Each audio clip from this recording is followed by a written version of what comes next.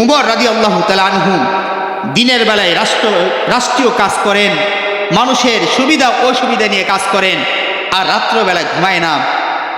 জনগণের দুঃখ কষ্ট, মানুষ খেয়ে আছে না না খেয়ে আছে, মানুষ কষ্টে আছে না আনন্দে আছে, এটা জানার জন্য ওমর রাদিয়াল্লাহু তাআলা আনহু তিনি রাত্রবেলায় একা একাই ঘুরে বেড়াতেন। হাজার হাজার মাইল, শত শত মাইল মরুভূমির বেদুইন গ্রাম দিয়ে হযরত ওমর রাদিয়াল্লাহু তাআলা আনহু ঘুরে বেড়াতেন। তার একটাই ভয় ছিল, আমার রাষ্ট্রের একজন জনগণ না খেয়ে থাকবে, আমার রাষ্ট্রের একজন মাসুম নিষ্পাপ ছোট বাচ্চা না খেয়ে একটা রাত্র থাকবে, তার মুখে একটা লুকমা খাবার তার ভাগ্যে জুটবে না। কাল কিয়ামতের দিন আল্লাহ তাআলার আদালতে আমাকে জবাব দিয়ে তার কাঠগড়ায় দাঁড় করানো হবে। আর আল্লাহ তাআলা বলবে, উমর অর্ধজাহানের খলিফা ছিলা, অর্ধজাহানের শাসন করেছ উমর, অথচ তোমার রাষ্ট্রের জনগণ না খেয়েছিল আর তুমি নাকে তেল দিয়ে ঘুম পাড়ছো। কার কাছে জবাবদিহিতা করতে হবে বলেন? কার কাছে? আমি জনগণ তো সাধারণ, আরে মিয়া জনগণ তো সাধারণ, একজন রাষ্ট্রপ্রধান তাকেও আল্লাহর ভয় রাখতে হবে দিলের মধ্যে, কারণ আল্লাহর ভয় যার দিলের মধ্যে আছে সে জনগণের হক নষ্ট করতে পারে না, ঠিক কিনা? জনগণের হক জনগণের বাড়ি পর্যন্ত পৌঁছাবে, এটা ইসলামী রাষ্ট্র ব্যবস্থায় যারা খলিফা ছিল, শাসক যারা ছিল, তারা জনগণের ডাল, জনগণের চাউল, জনগণের রেশন, জনগণের আটা ময়দা এগুলো জনগণের বাড়ি পর্যন্ত পৌঁছে দিয়েছেন নিজের কাঁধে বহন করে। সুবহানাল্লাহ বলেন। উমর রাদিয়াল্লাহু তাআলা অর্ধজাহানের খলিফা রাত্রবেলায় ঘুরে বেড়াতেন, ঘুমাতেন না। উমর রাদিয়াল্লাহু তাআলা একদিন রজনী, গভীর রজনী, মদিনা থেকে বহুদূর বেদুইন গ্রাম তিনি ঘুরে বেড়াচ্ছেন। হঠাৎ করে একটা মেল কণ্ঠের আওয়াজ ওনার কান পর্যন্ত চলে আসলো।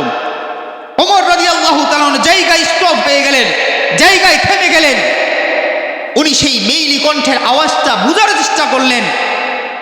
ওমর রাদিয়াল্লাহু তাআলা উপলব্ধি করলেন দুজন মহিলার কণ্ঠের আওয়াজ আসতেছে, দুইজন মহিলা তারা কথা বলতেছে পরস্পর। ওমর রাদিয়াল্লাহু তাআলা আনহু ওই মহিলার বাড়িতে ঘরের এক সাইডে, ঘরের বাহিরে কানটা দাঁড় করিয়ে কথা শোনার চেষ্টা করলেন তারা কি বলেন। বৃদ্ধা মহিলা তার বিয়ের উপযুক্ত মেয়েকে বলতেছেন, মা দুধের মধ্যে পানি মিশাও, 1 কেজি দুধ আছে, ওই 1 কেজি দুধের মধ্যে সামান্য একটু পানি দাও, তো দুধের পরিমাণটা বাড়বে। বাজারে যখন দুধ বিক্রি করব 5 কেজি দুধের মধ্যে যদি আধা কেজি পানি মিশিয়ে দেই কয় কেজি হবে বলেন? 5.5 কেজি দুধ হবে। আধা কেজি পানি মিশালাম, এই আধা কেজি পানি মিশানোর কারণে 5.5 কেজি দুধ বিক্রি করতে পারবো বাজারে, আমরা বেশি লাভবান হব, আর্থিকভাবে বেশি সচ্ছলতা আমাদের মধ্যে আসবে। মা দুধের মধ্যে পানি মিশাও। ওই মেয়েটা বড় মুত্তাকিয়া ছিলেন, সে বড় আল্লাহকে ভয় করনে ওয়ালি ছিলেন। মেয়ে তার মাকে বলতেছে, মা তুমি কি জানো না এই অর্ধজাহানের খলিফা উমর দুধের মধ্যে পানি মিশাতে নিষেধ করেছেন, এটাকে ইসলাম হারাম করে, মানুষের অধিকার নষ্ট করা এটা। আজকে দুধের মধ্যে পানি মিশিয়ে বাজারে নিয়ে দুধ বিক্রি করলাম, কাল কিয়ামতের দিন আল্লাহর আদালতে কি কৈফিয়ত দিবা মা? আল্লাহর আদালতে তোমাকেও দাঁড়াতে হবে, আমাকেও দাঁড়াতে হবে। এই দুধের মধ্যে পানি মিশানোর এই অপরাধে আল্লাহর সামনে কিভাবে দাঁড়াবো, রসুলের সামনে কিভাবে দাঁড়াবো? মা দুধের মধ্যে পানি মিশাতে হযরত ওমর নিষেধ করেছে, তুমি কি জানো না? মা বলে, বেটি ওমর অর্ধজাহানের খলিফা, অর্ধজাহানের শাসক, এই বিশাল সীমানার শাসক হযরত ওমর, তোমার আমার এই ভাঙা কুড়ে ঘরের খোঁজখবর নেওয়ার সময় আর সুযোগ কি হযরত ওমরের আছে? ওমরের কি এই সুযোগ আছে যে তোমার আমার মতো গরিব ফকিন্নি খাইলাম আর না খাইলাম বাড়িতে সংসার চলতেছে নাকি অভাব অনটনে আছে, এই খবর এই খোঁজখবর নেওয়ার মতো সময় আর সুযোগ কি ওমরের আছে?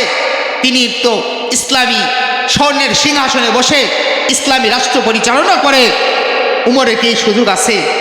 মেয়েটা বলল, মা উমর যদি না দেখে, উমর যদিও না শুনে, উমরের কাছে কান পর্যন্ত যদি তোমার আমার এই পানির মধ্যে দুধ মিশানোর এই কথা উমরের কান পর্যন্ত যদি না পৌঁছে, মা তুমি আমাকে জবাব দাও। উমর দেখলো না, উমর শুনলো না, উমর জানলো না, মা তুমি আমাকে জবাব দাও।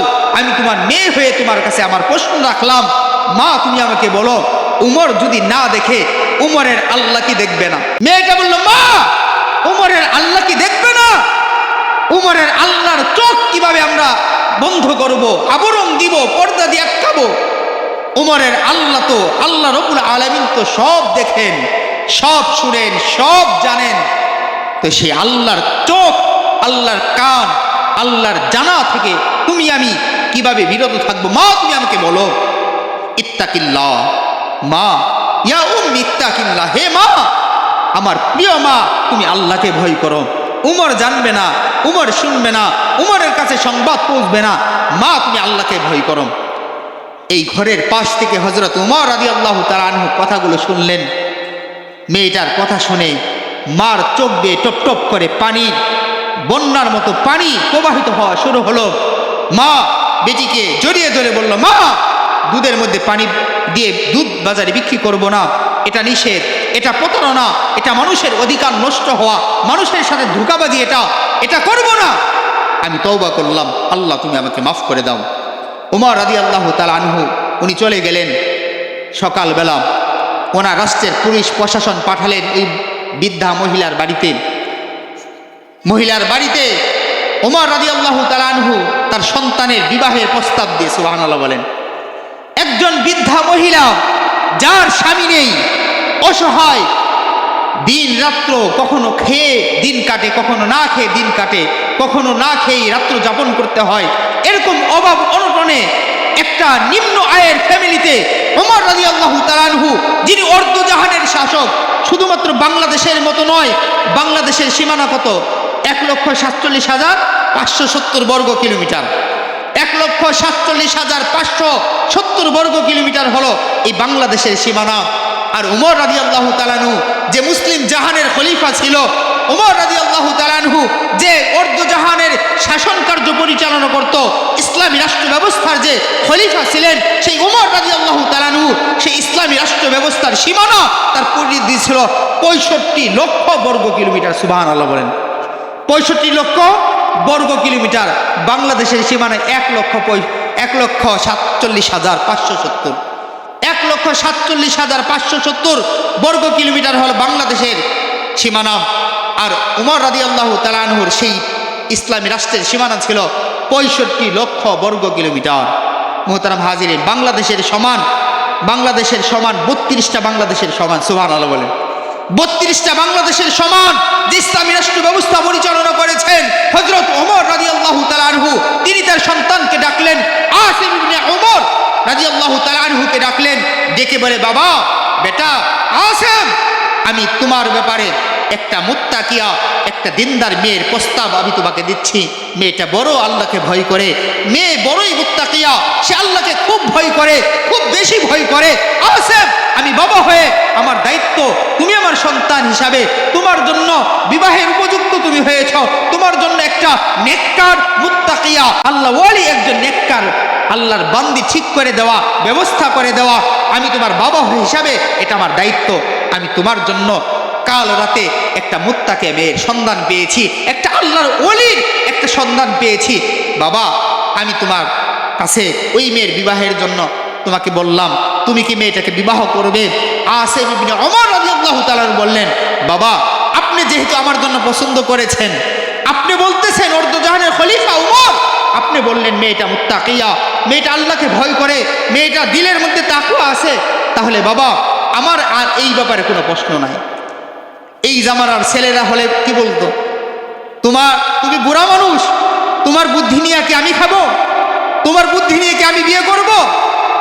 আমি বিয়ে করব এমন মেয়েকে, যেই মেয়ে আধুনিক, যেই মেয়ে টিকটক আইডি আছে, যেই মেয়ে ফেসবুকে ওপেনভাবে সবসময় ফেসবুকে আসক্ত, যেই মেয়ে রিলসের মধ্যে নগ্ন পোশাক, অর্ধনগ্ন হয়ে হাজার হাজার লক্ষ লক্ষ মানুষের সামনে ভিডিও প্রকাশ করে, গানের মধ্যে ওপেন হয়ে কোমর ঢুলিয়ে নাচে, এমন মেয়ে আমি পছন্দ করব। বাবা, তুমি বুড়া হয়ে গেছো, তোমার চয়েস আর আমার চয়েস কি এক? এই জামানার ছেলেরা তো এই কথা বলতো। ওমর রাদিয়াল্লাহু তাআলা আনহু সন্তান আসিম রাদিয়াল্লাহু তাআলা আনহু তিনি বললেন, বাবা আমি আপনার কথায় সম্মতি দিলাম, আমি রাজি আছি। ওমর রাদিয়াল্লাহু তাআলা আনহু পরের দিন রাষ্ট্রীয় প্রশাসন পাঠিয়ে ওই বাড়ির ঠিকানা দিলেন তিনি। প্রশাসন তার বাড়িতে চলে গেল। মহিলার বাড়িতে যে ওমর রাদিয়াল্লাহু তাআলা আনহু সন্তানের ব্যাপারে বিবাহের প্রস্তাব দিলেন, পয়গাম দিলেন। আসিম ইবনে ওমর ওই মেয়েটাকে বিবাহ করলেন। মুহতারাম হাজিরিন, সবসময় ভয় করতে হবে একজনকে, আল্লাহকে। এই উমর রাদিয়াল্লাহু তাআলা গভীর রজনী রাত্রবেলায় ঘুরে বেড়াতেন। একদিন গভীর রজনীতে বেদুইন মরুভূমি অঞ্চল দিয়ে চলতে চলতে বহুদূর পর্যন্ত হযরত উমর গিয়েছেন। সঙ্গী মাত্র একজন, ওনার খাদেম, ওনার কৃতদাস হযরত আসলাম রাদিয়াল্লাহু তাআলা আনহু। একজন মাত্র খাদেম, একজন মাত্র ওনার কৃতদাস, ওনার গোলাম আসলামকে নিয়ে অর্ধজাহানের খলিফা হযরত উমর রাত্রবেলায় 100 মাইল 1000 মাইল দূর পর্যন্ত রাত্রবেলায় চলতেন। ভয় করতেন না কাউকে, একজনকে ভয় করতেন। কাকে? আল্লাহকে ভয় করতেন। এই অর্ধজাহানের খলিফা উমর রাদিয়াল্লাহু তাআলা আনহু চললেন বহুদূর পর্যন্ত। পাড়া গ্রাম, একবারে বেদুইন এক গ্রামে হযরত উমর উপস্থিত। হঠাৎ করে উনি আবিষ্কার করলেন ওই যে দূরে থেকে আলো দেখা যায়, আগুন জ্বলতেছে। হযরত উমরের মনে প্রশ্ন, এই গভীর রজনী আশেপাশের সব বাড়িতে সবাই ঘুমিয়ে পড়েছে, এই রাত্র বিভোর 12টা 1টা 2টা 3টার মতো টাইম, এই গভীর রজনী এই বাড়িতে চুলায় আগুন জ্বলে, এই বাড়িতে কিসের আয়োজন? এত রাতে রান্না বান্না করে কারণটা কি? ওমর রাদিয়াল্লাহু তাআলা আনহু তার গোলাম আসলামকে বললেন, আসলাম চলো আমরা যে একটু দেখে আসি এখানে কি রান্না হয়। ওমর রাদিয়াল্লাহু তাআলা আনহু তিনি ওই বাড়ির কাছাকাছি আসলেন। রাতের অন্ধকার। হযরত ওমর আর আসলাম আত্মগোপন করে গোপনে এক জায়গায় দাঁড়িয়ে আছে। হযরত ওমর রাদিয়াল্লাহু তাআলা দেখলেন ওই বাড়ির একজন বৃদ্ধা মহিলা, যার স্বামী নাই, স্বামী মারা গিয়েছে। এই মহিলার ছোট ছোট কয়েকজন নিষ্পাপ মাসুম ছোটনা করছে, বলতেছে, মা আমাদের খাবার দাও, আর কতক্ষণ তোমার এই রান্না করতে সময় লাগবে? আমরা তো খাবারের কারণে, খাবারের চাহিদায় আমরা তো মরে যাওয়ার মতো উপক্রম, মা খাবার দাও। কান্নাকাটি করতেছেন। হযরত ওমর রাদিয়াল্লাহু তাআলা আনহু দেখতেছেন, দেখলেন অনেকক্ষণ যাবৎ বাচ্চারা কান্না করে করে একটা একটা আস্তে আস্তে করে সবাই ঘুমিয়ে পড়েছে। ওমর রাদিয়াল্লাহু তাআলা মহিলার পিছনে দাঁড়িয়ে, পিছনে অল্প একটু সামান্য দূরে দাঁড়িয়ে মহিলাকে সালাম দিলেন, আসসালামু আলাইকুম ওয়া রাহমাতুল্লাহ। মহিলা পিছনের দিকে তাকিয়ে সালামের জবাব দিলেন। ওমর রাদিয়াল্লাহু তাআলা বলেন, মা এই গভীর রজনী পর্যন্ত লম্বা টাইম তোমার এখানে দাঁড়িয়ে দেখতেছি তুমি রান্না করো, তোমার বাচ্চারা কান্না করে করে ঘুমিয়ে পড়লো। আমি তোমার কাছে জানতে চাই এই দীর্ঘ সময়, এত দীর্ঘ সময় তুমি কি রান্না করো, কি রান্না করতেছো? তোমার রান্না শেষ হয় না কেন? আর কতক্ষণ রান্না করলে তোমার রান্না শেষ হবে? আমি জানতে চাই। মহিলা বলল, পথিক রে, আমি কি রান্না করব? রান্না করার মতো কোনো কিছুই তো আমার কাছে নাই। আটা ময়দা সুজি চাউল ডাউল কোনো কিছুই তো নাই, কি রান্না করব? ছোট ছোট বাচ্চারা কান্না করে, আমি মা সন্তানদেরকে কান্না থামানোর মতো কোনো উপকরণ, কোনো ভাষা আমার কাছে জানা নাই, আমি তাদের কান্না কিভাবে থামাবো? এজন্য হাড়ির মধ্যে পানি এবং কিছু কচি পাথর দিয়ে, পাথরের কিছু ছোট ছোট টুকরা দিয়ে আমি এইভাবে জাল দিতেছি, নাড়াচড়া করতেছি, যাতে করে আমার বাচ্চারা বুঝতে পারে, বুঝে যে ওদের মা কিছু রান্না করতেছে ওদের জন্য। আর আমি বারবার বলতেছি, তোমরা এই তো একটু অপেক্ষা করো, সামান্য পরেই তোমাদের রান্না শেষ হবে, তোমাদের মুখে খাবার তুলে দিব। মুহতারাম হাজরিন, এই যখন অবস্থা, এই যখন হালত, উমর রাদিয়াল্লাহু তাআলা আনহু মহিলাকে বললেন, মা আমি শুনেছি তোমাদের রাষ্ট্রের শাসক হযরত উমর অনেক নেই পরায়ণ শাসক, ইনসাফগার শাসক, অনেক দয়ালু শাসক হযরত উমর। মা আমি তোমার কাছে জানতে চাই, তুমি ওমরের কাছে তোমার এই অভাব অনটন দুর্দিনের কথা উমরের কাছে কেন বলো না? উমরের কাছে বললে তো তোমার জন্য রাষ্ট্রীয় কোষাগার থেকে চাউল ডাউল আটা ময়দা এই খাদ্যদ্রব্য তোমাদের জন্য ব্যবস্থা করে দিবে, উমরের কাছে কেন বলো না? মহিলা বলল, উমর তো মুসলিম জাহানের খলিফা, আমাদের এই ভাঙা করে ঘরে আমার ছোট ছোট মাসুম সন্তান খেয়ে আছে না না খেয়ে আছে, আমি খেয়েই ঘুমাইলাম না খেয়ে ঘুমাইলাম, এই খোঁজখবর নেওয়ার টাইম আর সুযোগ কি হযরত উমরের আছে? অর্ধজাহানের শাসক উমর, আমার এই ভাঙা করে ঘরের খবর নেওয়ার টাইম কি সুযোগ কি উমরের আছে? উমর রাদিয়াল্লাহু তাআলা বললেন, মা তারপরও উমরের কাছে একটু যাইতেন। এবার মহিলা বলে, পথিক তুমি আমাকে উমরের কথা বলেছ, তাহলে শুনো, উমরের ব্যাপারে আমার অভিযোগ রয়েছে।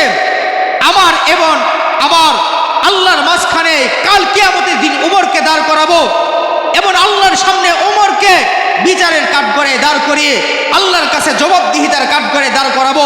আমি তার একজন রাষ্ট্রের সাধারণ দরিদ্র অসহায় একটা মা আমার নিষ্পাপ সন্তানদেরকে নিয়ে বড় অভাব অনটনে দুর্দিনে জীবন যাপন করেছি, আর হযরত উমর অর্ধজাহানের শাসন কার্য পরিচালনা করেছে, আরামের সিংহাসনে রাষ্ট্র চালিয়েছে। আমাদের কোনো খোঁজখবর, আমাদের অভাব অনটনে দূর করার জন্য উমর কোনো ব্যবস্থা করে নাই। এত কষ্ট করে দুনিয়ার জীবন কাটিয়েছি, আল্লাহর আদালতে উমরের ব্যাপারে আমি আল্লাহর কাছে ফাইসালা চাবো, আল্লাহর কাছে বিচার দিব। উমর রাদিয়াল্লাহু তাআলার কথাটা শুনে তিনি ঘাবড়িয়ে গেলেন, ভয় পেয়ে গেলেন, কারণ উনি তো আমার আর আপনার মতো না। হযরত উমর, নবীজি বলেন, আমার পরে যদি কোনো ব্যক্তি নবী হতো, আল্লাহ যদি কাউকে নবী বানাতেন, তাহলে হযরত উমর হতো। সেই উমর মহিলার সামনে থরথর করে কাঁপা শুরু হলো। উমর রাদিয়াল্লাহু তাআলা বললেন, মা তুমি একটু অপেক্ষা করো, আমি আমার বাড়িতে যাব, বাড়িতে যেয়ে দেখি তোমার জন্য, তোমার বাচ্চাদের জন্য কিছু খাবারের ব্যবস্থা করতে পারি কিনা। হযরত উমর রাদিয়াল্লাহু তাআলা তিনি চলে আসলেন মদিনায়, বাইতুল মালে আসলেন। বাইতুল মালের দরজা খোলা হলো। উমর রাদিয়াল্লাহু তাআলা বাইতুল মালের ভিতরে ঢুকলেন। ঢুকার পরে আটার বস্তা, উনি আসলামকে বললেন, ওনার গোলাম আসলামকে বললেন, আসলাম আটার বস্তাটাকে আমি খলিফা উমরের কাঁধে তুলে দাও। আসলাম রাদিয়াল্লাহু তাআলা চোখের পানি ছেড়ে দিলেন, বললেন, উমর আপনি অর্ধজাহানের শাসক, অর্ধজাহানের খলিফা, আপনি উমর, এটা বড় কথা নয়। আপনি আমার মনিব, আপনি আমার মালিক, আপনার কাঁধের উপরে ঘাড়ের উপরে আটার বস্তা বহন করে 100 মাইল 1000 মাইল পর্যন্ত পায়ে হেঁটে মহিলার বাড়ি পর্যন্ত আটার বস্তা নিয়ে আপনি যাবেন, আর আমি আপনার গোলাম, আমি আসলাম আপনার সাথে হেঁটে হেঁটে যাব। এটা তো গোলামের শান না, এটা তো গোলামের অবস্থা নয়। আমি গোলাম হয়ে এটা কখনোই সহ্য করতে পারি না। আমি গোলাম হেঁটে যাব, আর আমার মনিব, আমার মালিক আপনি ওমর আটার বস্তা আপনার কাঁধে নিয়ে মহিলার বাড়ি পর্যন্ত আপনি যাবেন। ওমর রাদিয়াল্লাহু তাআলা আনহু নিজের কাঁধের উপরে আটা উঠাতে বললেন এবং গোলামকে বললেন, আসলাম আমি তোমার মনিব, আমি তোমার মালিক, আমি তোমাকে একটা প্রশ্ন করি, এই প্রশ্নের জবাবটা তুমি দাও। কি প্রশ্ন? আমার প্রশ্ন হলো, আজকে দুনিয়ায় আমার দায়িত্ব এটা, তার বাড়ি পর্যন্ত খাবার পৌঁছে দেওয়া রাষ্ট্রপ্রধান হিসেবে আমার দায়িত্ব। এবার তুমি আমাকে বলো, আসলাম আজকে দুনিয়ায় আমার বুঝান যেভাবে তুমি নিজের কাঁধে তুলে নিয়ে আমাকে হেল্প করার চেষ্টা করবা, আমাকে সহযোগিতা করার চেষ্টা করার কথা তুমি বললে, তুমি মহিলার বাড়ি পর্যন্ত আটার বস্তা তোমার কাঁধের উপরে নিয়ে যাবে, এটা তুমি আমাকে বলো। আসলাম আমি তোমার কাছে জানতে চাই, যেদিন আল্লাহর আদালতে তুমি উপস্থিত হবে, আমি তোমার মনিব উমর উপস্থিত হব, আমি তোমার কাছে জানতে চাই, আসলাম সেই কাল কিয়ামতের দিন হাসরের ময়দান যেদিন কায়েম হবে, সেদিন আমি তোমার মনিব, আমি তোমার মনিব, আমি তোমার মনিব, আমি তোমার মালিক উমরের পাপের বোঝা বহন করে তুমি কি আমার জাহান্নামে যাবে? তুমি কি আমার জাহান্নামে, আমার পাপের বোঝা নিয়ে তুমি কি আমার জাহান্নামে যাবে? আসলাম পিছনে ভয় পেয়ে সরে গেলেন, বললেন, খলিফা উমর আপনার পাপের বোঝা আমি নিব না, আপনার একটা গুনাহও তো আমি নিব না, কারণ আপনার গুনাহ আপনাকেই বহন করতে হবে, আমার গুনাহ আমাকেই বহন করতে হবে। উমর আপনার পাপের বোঝা আমি বহন করব না। উমর রাদিয়াল্লাহু তাআলা বলেন, যদি হাসরের ময়দানে কিয়ামতের দিন যদি আমার পাপের বোঝা তুমি না নিতে চাও, তাহলে তুমি আমার দুনিয়ায় বোঝা কেন বহন করবা? আমার দায়িত্ব, আমার কর্তব্য এটা, আমার রাষ্ট্রের জনগণের বাড়ি পর্যন্ত খাবার পৌঁছে দেওয়া, এটা আমার দায়িত্ব। এজন্য আটার বস্তা আমার কাঁধের উপরে তুলে দাও, আমি মহিলার বাড়ি যে তার বাড়িতে আমি খাবার পৌঁছে দিব। এই ছিল মুসলিম জাহানের শাসক হযরত উমর রাদিয়াল্লাহু তাআলা আনহু। রাষ্ট্রপ্রধান ছিল, কিন্তু ভয় করেছেন একজনকে। কাকে? আল্লাহকে। এজন্য বললাম, ব্যক্তিগত জীবন, পারিবারিক জীবন, রাষ্ট্রীয় জীবন, শাসক হন আর জনগণ হন, যে অবস্থায় থাকেন না কেন, আপনি একজনকেই ভয় করতে হবে। কাকে? আল্লাহকে। যদি আল্লাহকে ভয় করে তাহলে গুনাহ থেকে বেঁচে থাকা সহজ হবে। শাসক যদি আল্লাহকে ভয় করে জনগণের অধিকারের ব্যাপারে সে সচেষ্ট হবে, জনগণের অধিকার তার বাড়ি পর্যন্ত সে পৌঁছে দিবে। মুহতারাম হাজরিন, ওমর রাদিয়াল্লাহু তাআলা আনহু মহিলার বাড়িতে আসলো, নিজে চুলার মধ্যে আগুন জ্বালালেন। তিনি খাবিরা তৈরি করলেন, আটার মধ্যে পানি দিয়ে খাবিরা তৈরি করলেন, নিজে সেই রুটি তৈরি করলেন, রুটির মধ্যে ঘি সংযুক্ত করে ছোট ছোট বাচ্চাদের মুখে লুকমা খাবার তুলে দিল। ওমর রাদিয়াল্লাহু তাআলা আনহু এই অবস্থায় হযরত আসলাম রাদিয়াল্লাহু তাআলা আনহু, ওনার গোলাম আসলাম, উনি বলেন ওমর নিজের হাতে রান্না করেছে, তার বাচ্চাদেরকে মুখে খাবার নিজে তুলিয়ে দিয়েছে। যখন উমর রান্না করে অর্ধজাহানের খলিফা, এই উমরের দাড়ির ভিতর দিয়ে, দাড়ির ফাঁকে দিয়ে ওই রান্না করা ধোঁয়া এবং ছাইগুলো উড়ে উড়ে ওনার দাড়ির মধ্যে ছাই লেগেছে, ওই ধোঁয়াগুলো ওনার দাড়ির ভিতর দিয়ে চলে গিয়েছে। এটা ওনার গোলাম আসলামের বর্ণনা। মুহতারাম হাজিরিন, ওমর রাদিয়াল্লাহু তাআলা আনহু তিনি বাচ্চাদেরকে খাবার খাওয়ালেন। এরপরে বাচ্চারা খেলাধুলায় ব্যস্ত হয়ে গেল, একজন একজনের সাথে দুষ্টামি করতেছে, খেলাধুলা করতেছে বাচ্চারা। ওমর রাদিয়াল্লাহু তাআলা আনহু সামান্য দূরে যেয়ে তিনি বসলেন। বসার পরে আসলাম রাদিয়াল্লাহু তাআলা আনহু ওমর রাদিয়াল্লাহু তাআলা আনহুকে বললেন, খলিফা আপনি এখানে বসলেন, কারণটা কি? ওমর রাদিয়াল্লাহু তাআলা আনহু বললেন, আমি এই ছোট ছোট বাচ্চাদেরকে খাবারের কারণে ক্ষুধার যন্ত্রণায় তাদেরকে কান্না করতে দেখেছি, তাদেরকে যন্ত্রণা পেতে দেখেছি। আমি এবার দেখতে চাই, আমি যে তাদের মুখে খাবার তুলে দিলাম, তাদের হৃদয়টা যে ঠান্ডা হলো, তাদের ভিতরে যে প্রশান্তি তৈরি হলো, আমি তাদের মুখের সেই হাসির ঝলকটা দেখতে চাই। ওমর রাদিয়াল্লাহু তাআলা আনহু যখন বাচ্চাদের মুখে হাসি দেখলেন, এরপরে তিনি চলে গেলেন। মুহতারাম হাজিরিন, এই ছিল ইসলামী রাষ্ট্র ব্যবস্থা, এই ছিল মুসলিম জাহানের খলিফা হযরত ওমর রাদিয়াল্লাহু তাআলা আনহু। এজন্য জীবনের পরতে পরতে ভয় করতে হবে একজনকে।